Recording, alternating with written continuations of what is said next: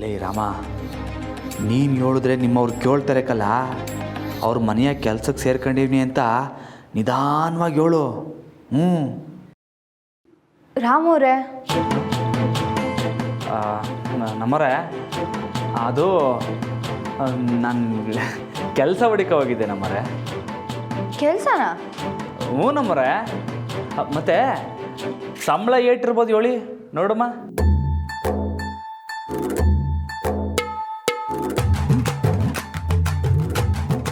30,000 ನಮ್ಮರೆ. 30,000ನಾ? ನಿಜವಾಗ್ಲೂ? ಏನ್ ಕೆಲಸ ರಾಮವ್ರೆ?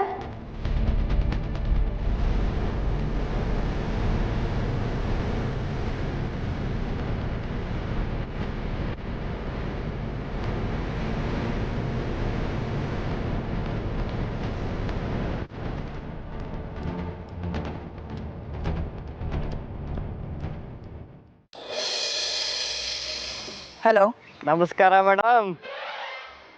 ನೋಡು, ನೀನು ನಿನ್ನ ಲಿಮಿಟ್ಸ್ನ ಕ್ರಾಸ್ ಮಾಡ್ತಿದ್ಯಾ. This is my last warning, okay?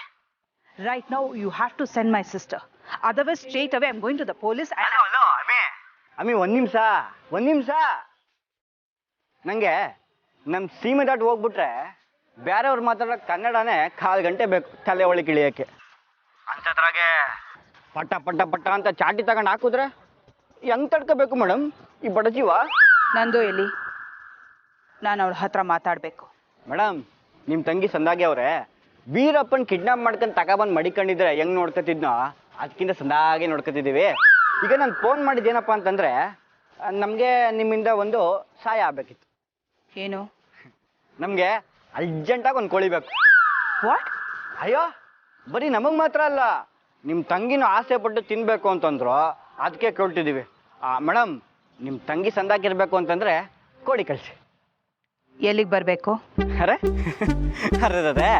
ಕೋಳಿ ಕೊಟ್ಟು ಕ್ಯಾಚ್ ಹಾಕೊಡುಮಾ ಅಂತ ಪ್ಲಾನಿಂಗ?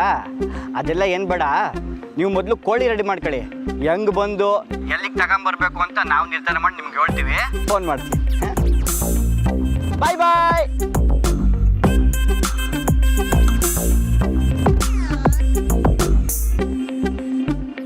ಹಂಗೂ ಕೋಳಿ ರೆಡಿ ಆಯಿತು.